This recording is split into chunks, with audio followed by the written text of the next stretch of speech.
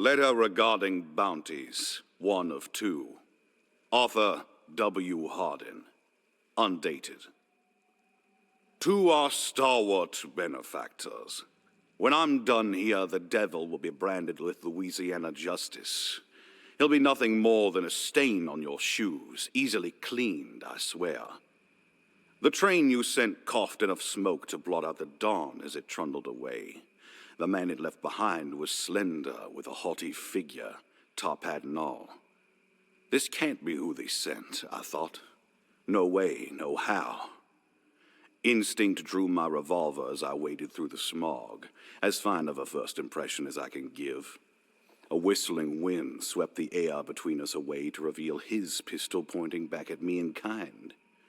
Took all my restraint to hold my fingers steady. I asked his name instead of shooting, but he was silent. That's when I saw what surrounded him. At least 20 cases of ammunition and weapons around his feet. I suppose ghosts must have unloaded it. He didn't seem the type to do it himself. I also suppose I have y'all to thank for the boon. Which way to the bounties, he asked after neither of us pulled the trigger. But someone else did. A gunshot rang from the station and a bullet ricocheted near his head. Didn't take long to snuff out our would-be ambusher. I read her rights, tied her to a tree, and stepped back 10 paces to execute. The man from the train shot her in 5. I'm a statesman, he said. I know how to treat vermin.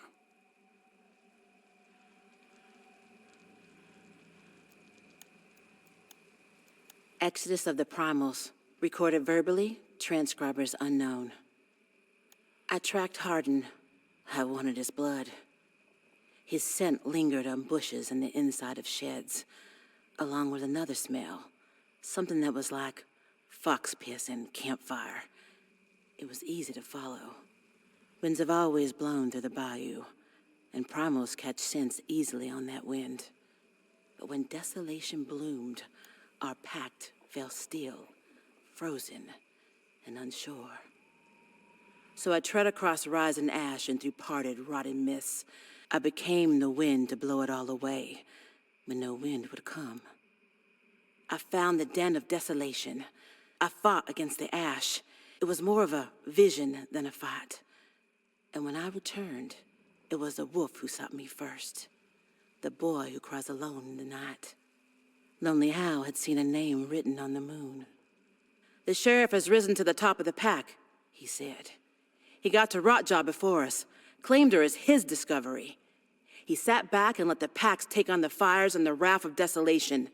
He's ready to step into the fight now, and he's strong. We won't be tamed by cowboys, I replied. The death pack seems not to mind, said Hal. He had a vial of ash that he carried with him since the first blooms of desolation appeared. I snatched it from his belt. We knelt over a stump. A slug crossed its rings, didn't notice us. There is no law here. I poured the ash on the slug, and its skin hissed and bubbled. Only nature, only hunger. Desolation showed me unexplainable things. I see the world different now. I can feel corruption spreading outside the bayou. The slug crawled on and smoked like it was a train, a hex premonition.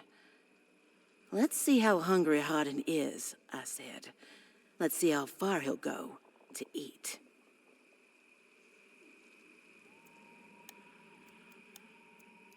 Address to Lulu Bassett, translated from Spanish. Ink on blank train schedule. We held lanterns at the bottom of Kingsnake Mine. Warmbite crouched before a mud sculpture, something like a snake eating the moon. It reminded me of how you look when you're biting an apple. The graven path is closed, Warmbite said. I've made sure, but something is still wrong. He was surrounded by mud art, crude mountains, sludged trees and animals, the landscape of a lost mind. It's time for you to come out, the bone mason said. You don't know what it was like in the land of the dead, he replied, anguished. It was a war, a religion being unmade. Rest, I told him. You walked into death's dream and woke him up. We've won. Every grave I've dug was wasted, he said. Some tall nest of clay stood at the center of his works. He placed a pocket watch on it. Did your mud friends tell you that? I asked him. This is a calendar. Just wait. In 1 minute, an altar will emerge right here. We waited. Water dripped. Each drop brought an image to my mind. Visions, trees taller than I'd ever seen, an infected chimney with infected men crawling out from the top, miners sipping molten metal from a cauldron until their jaws burned off. Suddenly, the mineshaft trembled. The floor bulged, and emerging spines uprooted Wormbite's pocket watch calendar of mud. He huddled at the foot of the altar, looked up to it like he'd seen it 1,000 times before. You can never unsee the mound, he said. Fine, I told him. I sunk a round of penny-shot ammo into the altar with my derringer. You can't shoot what you can't see. Bone Mason dragged Wormbite away as the thing ready to explode. The sound of it echoed throughout the tunnels of the mine.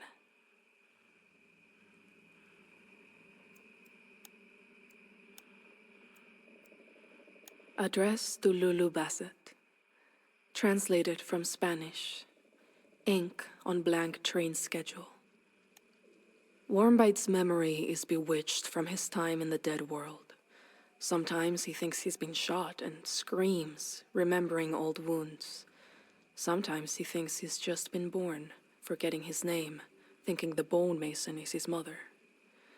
Now he spread his madness onto us. When I smell one of these spine altars, I see a forest bent in furies of wind. Terrible machines growl and gnash the earth. Dead horses decay on high heels, ripped in half by monsters. We sought out help from our new kin, Brood and Bile, the blackbirds. The gravedigger contains echoes of the land of the dead, Bile confirmed. We pushed Wormbite forward, and he told his tale of statue fields, of a terrible serpent swallowing a steamboat, of monsters piled so high they scarred the moon. A ritual can show us more, Brood said. Let's find out where these altars are coming from. The duo arranged 6 human skulls that were studded with gunshot wounds. From their beaked masks, they pulled tongues wrapped in sage, connecting them with wire, sliding them through the old, dead flesh. They wound the wire around a spine altar and shut it. The explosion made the metal hot, turned the tongues into rays of light. We were blinded by that light, drawn into a vision. Blood gushed from a train engine and painted a red line across the desert. Hunters fled the swamps and crawled along the line towards a range of mountains. We soared over a lonely bayou, the quiet paradise the primals hoped for. Boss targets screamed in their lairs. The corrupted shivered and walked the woods.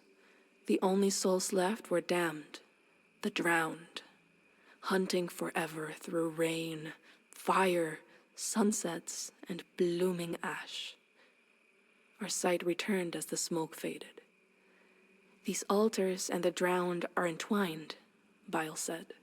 They dwell in a place as broken and flooded as their souls. Darren Shipyard.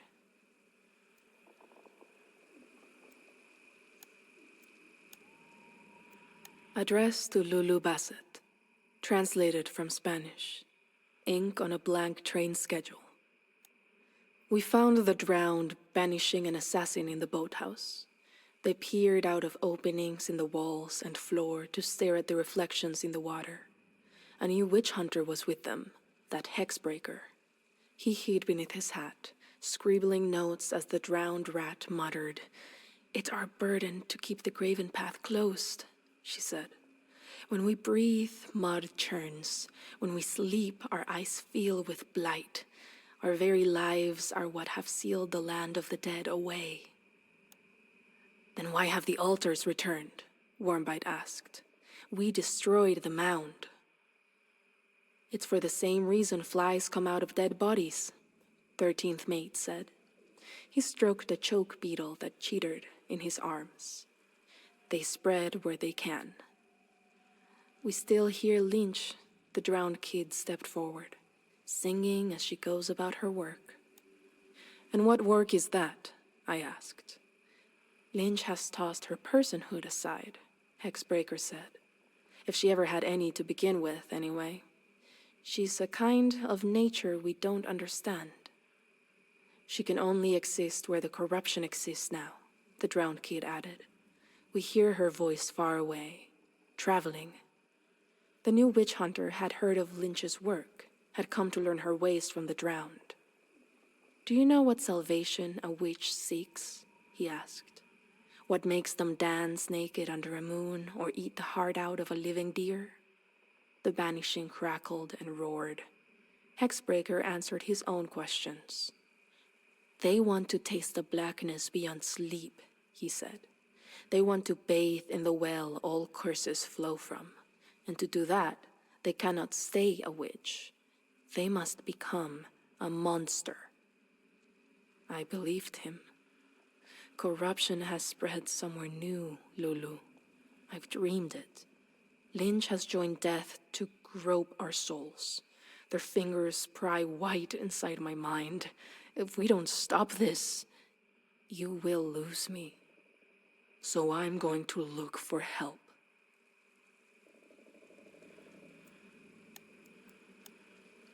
Interview transcript 1 of 3. Interviewer unknown. Interviewee W. Hardin. Undated. I showed the statesman where that ungodly gator gave me my limp. He wanted to know everything there was to know about Rotjaw, her lightning, her token, her size. Eventually, we decided to hunt her for some good old-fashioned payback. It was the perfect chance for him to have his questions answered in person, and for me to grab some sway over his arrogant, prissy self. Didn't take long before we ran into the stench of vermin. Of one mind, the statesman and I cracked open our case of ammunition. Both of us knew the cases were supposed to last for the long, grueling crusade ahead of us. But damn if I can't resist the temptation of cutting a little loose, not when we'd been blessed with the means. Just this once, I told myself. Afterward, over the bodies that were now riddled with all different kinds of bullets, we got to talking. Like equals this time. Bloodbaths always get the heart pounding and the mouth yapping. I flattered him by saying he's got a better shot than any lawman I'd seen before, save myself. He told me he's never met a sheriff who'd stay to protect a town where only the dead remain. I told him I'd mustered at least 3 fine hunters who were all for my cause of bringing back order. He told me his benefactors had plans for a lawman who can lead a slaughtering force from the front line. I told him I'd like to be privy to those plans. He said I was already doing my part. Turned out we saw the same bayou. Well, almost. To him, it was the ruins of remarkable towns, which were already in ruin. To me, it was chaos that needed order. At the very least, I agreed on his idea for what needed to be done about it.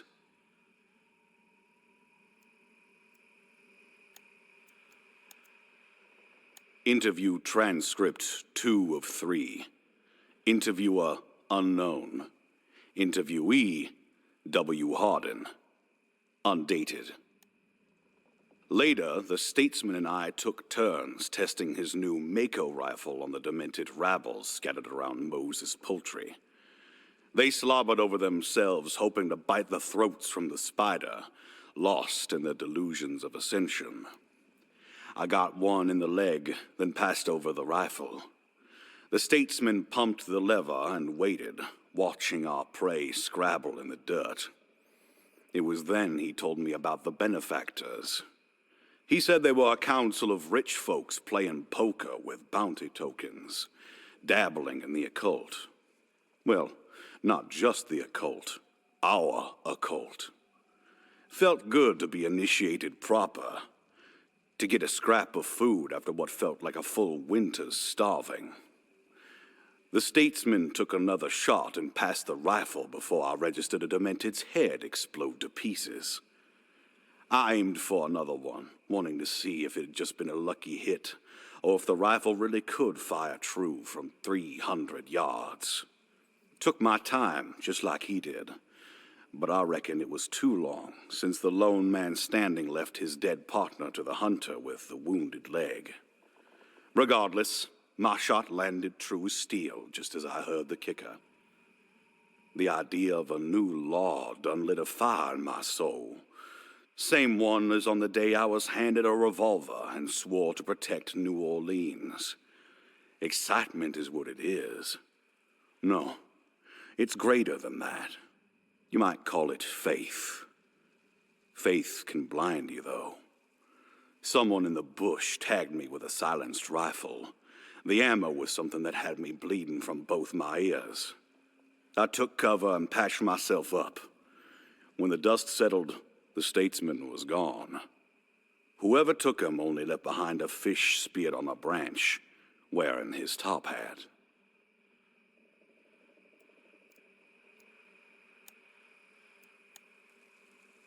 Interview transcript 3 of 3. Interviewer unknown. Interviewee W. Hardin. Undated. I am nothing if not a man of restraint, so the first idea that struck me was to do nothing. The statesman knew what he signed on for, didn't he? Knew from the moment he got swamp muck on his shiny shoes. I'd only need to write a letter to say he perished on the hunt, and then there'd be one less person to answer to. Hell, if I'd have known how much he was still getting paid, then I very well might have gone through with it. Instead, I did what I always do. My duty. This was our opportunity, our test. Us lawful had spread ourselves across the bayou and held guard in our own stations, but now was the time to gather and demonstrate our worth. Time for me to demonstrate my leadership to those who ceded it to me. We were the beginning of a new law, so steel and gunpowder had to test the truth. I had to show that our authority would birth order. It's true that this test would involve purging unruly citizens from the earth. Once every green moon, duty and pleasure do happen to mix. So I investigated. Hard interrogations. Not that soft jail cell prodding the governor always called for. When the next train pulled in, we had to have the statesman in tow, or else the additional arsenal he commissioned was fixing to be forfeit.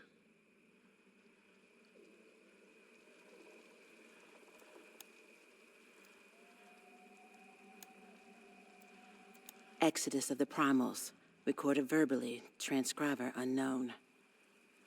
We waited for Centipede's arrival. I sat by the fire while Lonely Hal prowled the perimeter. Ants circled the coals, then broke free to flee south. They carried a mouse rotten down to just its head and spine. It was a good omen. This is how I knew she'd been successful in securing a great bounty. "They're coming," Hal barked. "Be still," I said. "Yap like a cub, and your prey will sense weakness." Hal quieted, and we heard shadows shuffle across leaves. An owl high in an elm spooked and flew off. Centipede dragged a man behind her, his hands bound, his head covered with a potato sack.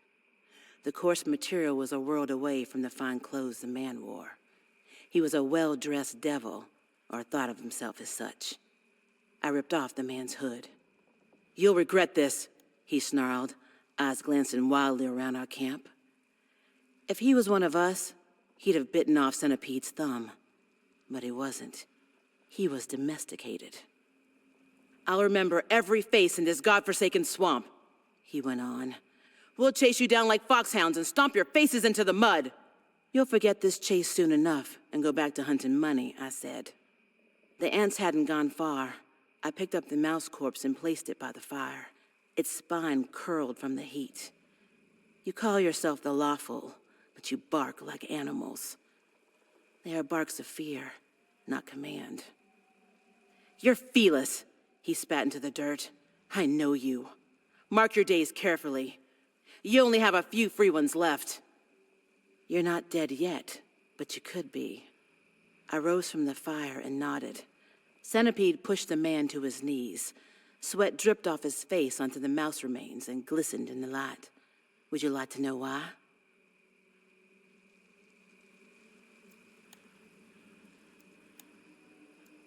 Exodus of the Primals, recorded verbally, transcriber unknown.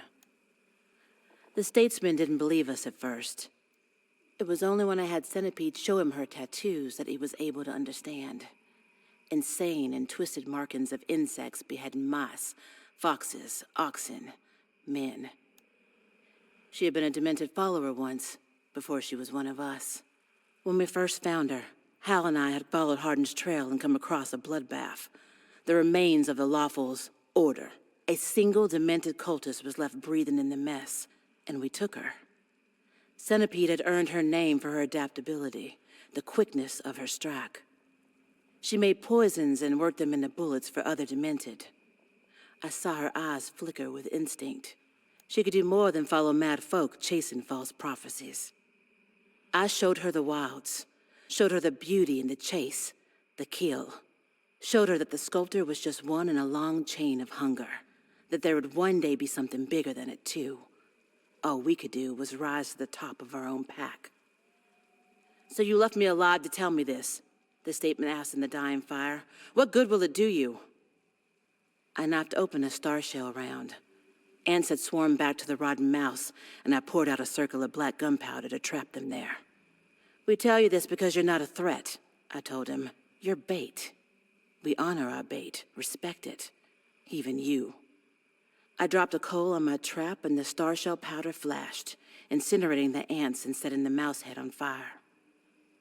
Bait can be a warning and teach lessons to its kin, if it survives the bite.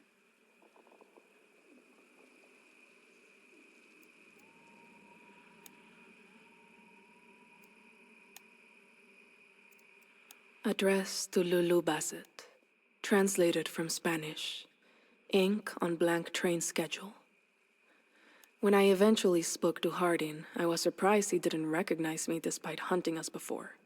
Perhaps he didn't care about our crimes anymore. We gathered in a cabin raised high above the water.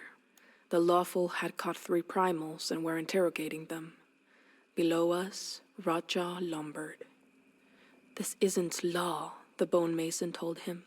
It's ruthless and unusual. Beg your pardon, ma'am, Hardin said with a tip of his hat. If I wasn't sworn on this badge, these degenerates would have their hands behind their backs holding nothing but toothpicks. They're filthy kidnappers. He asked the captured primals questions about Phyllis and a stolen statesman. Each stayed silent and was kicked off into the water with Rotjaw. We tried to get him to stop. Every pact was needed now, but Hardin couldn't see the bigger threat. Do you know what makes us hunters? I asked him. Sure, he said.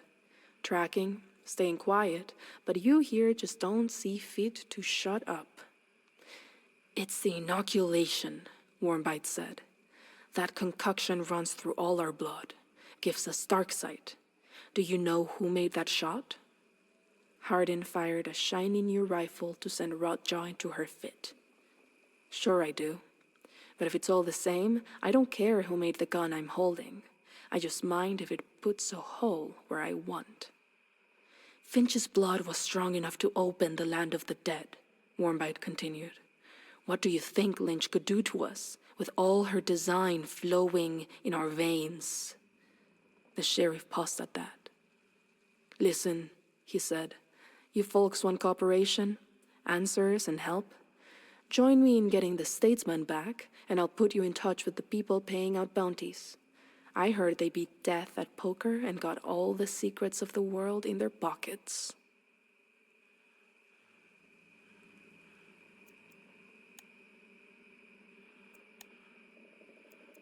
Exodus of the Primals. Recorded verbally, transcriber unknown. We took the statesman to the rail line. Here, I declared as we reached the railway. Behold the iron scar paved by your money. Behave or we'll feed you to the steam beast when it comes. You promised you'd take me to the station, the statesman said. You can't tell me you don't understand what a train is. The way of civilized man is a mystery to us, Ironbark laughed. The station smells of you lawmen. They'll leave and come to our woods for you. We crouched behind old cannons. I found fresh bird droppings on the hot metal. Could tell the lawful scared off mallards and drove them down this way. We wouldn't be flanked. The train should have been there at high noon. They're late, Hal said. All at once, gunshots crackled from the tree line. Bullets glanced off the rail and hit Ironbark in the leg. Hal flashed his revolvers in return, turned a white shirt's kneecaps into crumbles of gravel. Centipede threw a spear, and a gurgling cry confirmed that it hit her target's throat. I shot an oil barrel, and smoke caught the south wind, giving us cover. Come out, Felis, I heard Hardin call after the gunfire stopped. I peeked out over the rail. The battered statesman held Centipede at gunpoint, 3 hunters dead around her. We bought you animals out, the statesman said, patting Ironbark on the shoulder. Turns out money talks more than mouse heads and summoning stones. Pebbles shook along the track as a whistle shrieked like a stone dove. Guns fired from the train and railmen fell off the sides, dead, covered in hive filth. Iron screeched on iron and the train stopped. The blood-smeared freight cars shed dust from the cross deserts, and their doors burst open.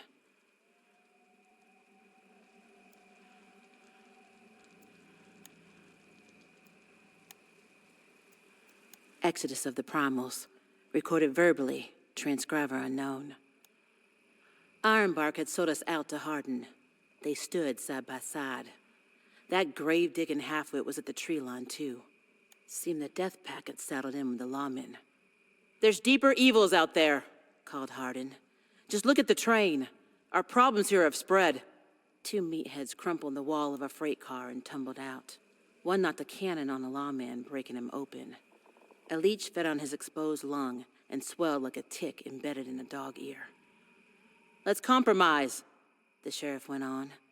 I want to die from old age, not poison and monsters. Funny how compromise always involves kissing your ring, Hardin, I said. Let us hold hunters accountable. He waved a pistol in the air. We can't have more demented or another fall to the sculptor. Look at your hostage, I called back. Hal tossed a bundle of dynamite, and the meathead split like a flower. The only thing that saved her was the freedom to be wild, to follow her instincts. Hunters aren't beyond the law, Hardin shouted, his hand grazing his badge. Nature is the law. I ripped a weed from the soil. I'm taking the train. Will you agree not to shoot? You calling for a truce? A genuine asked. I stood, and some hunter in his union suit showed up late. He stumbled from the trees and shot, maybe even by accident. The rest opened fire in response. I ran, made it to the train as the firefight went on. Hal stoked the engine, pulled me on board. Let's call it more of a head start, I shouted to Hardin, and the brakes unlocked.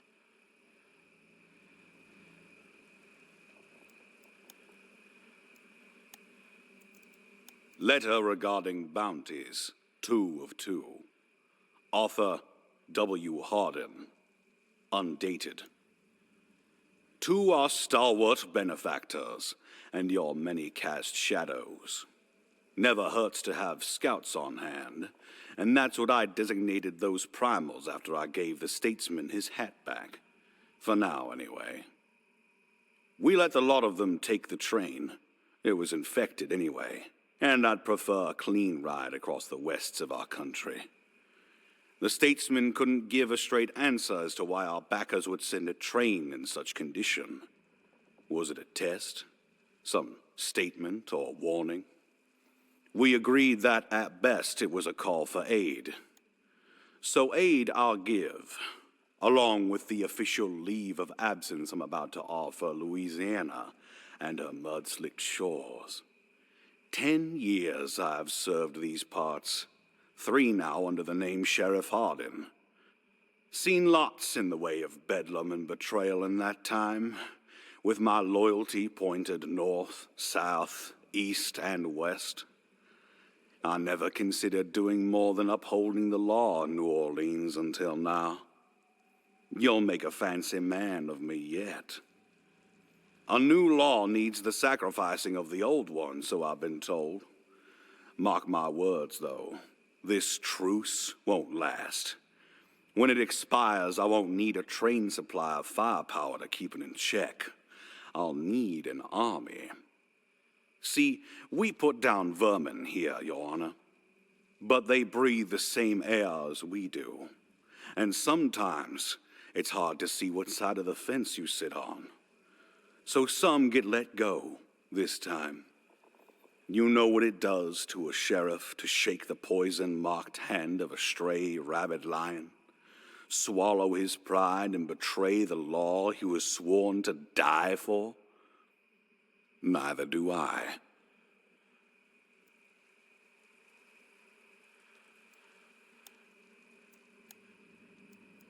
Address to Lulu Bassett. Translated from Spanish. Ink on unmarked map. This letter I won't give to you. I will keep it on me for now. My words mean nothing if not aimed at you, so I have to put them down like this. You're asleep in the rail car and the desert passes quickly. Our hands are cold when they touch. It's the coldness of leaving a place. No goodbyes are ever warm, even when they are from a swamp as vile as ours. The bayou will always steam with regret, taste like gunpowder. I think I'll miss it. We both smell like low tide and rot from the land of the dead. Shaking hands with the drowned has lingered on us. But the bayou is their burden for now. They're the only guardians we could find, but they fit. They've earned it. Vultures are circling some animal walking across the playa. It's following the trail of some circus caravan. Dying in the desert is dry and desperate. Death has no passion there. His kisses are cacti and blisters. He's all heat and shimmer, thin as a snake in the distance where sand meets the sky. The death I made my deal with was different. He was giant, a rotting skeleton who gurgled with the rasping throats of men caught in trees. He was something that lurked in floods and graveyards. That is death in Louisiana. I do not know what death will look like further west, but I've heard rumors. Sunsets paint the canyons and make the rocks bleed. The air is thin, hard to breathe. Things are alive there in a wildness the swamps forgot. On the other side of these mountains, dying will take a new shape. Its shadow will be the skeleton of you and me, back to back, and 1,000 gun barrels waiting to sing.